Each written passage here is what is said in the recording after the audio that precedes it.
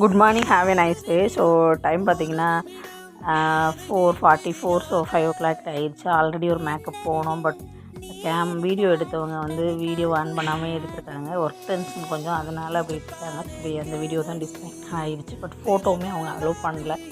சரி, ஓகே எதுன்னு நாங்கள் வந்துட்டு மறுபடியும் 5 o'clock வந்து 5:30க்கு வந்து ஒரு லோக்கலில் ஒரு மேக்கப்பு. ஸோ அதுவும் வந்து கிளம்பிட்டு சமையல்லாம் பண்ணி வச்சுட்டு தான் நான் இங்கே கிளம்புனேன். கிளம்பி அவங்க வீட்டு ரீச் ஆகிடுச்சு. கொஞ்சம் இருட்டாகவே தான் இருந்துச்சு. போயிட்டு ஹேர் ப்ரிப்ரேஷன் அப்படியே ஸ்டார்ட் பண்ணிவிட்டு ப்ரைடும் ஃபேஸ்லாம் வந்து காமிக்கிறதுக்கு அலோவ் பண்ணல. ஸோ அதனால் அதை காமிக்கல. ஹேர் ஸ்டைல் பேக் சைடு தான் காமித்தோம். ஸோ அவங்களோட ரிலேட்டிவ்ஸ் வந்து ஒரு 3 பேர் வந்து அவங்களும் அப்படியே மைல்டாக நேச்சுரல் லுக்காக பண்ணி கொடுங்க அப்படின்னு சொல்லியிருந்தாங்க.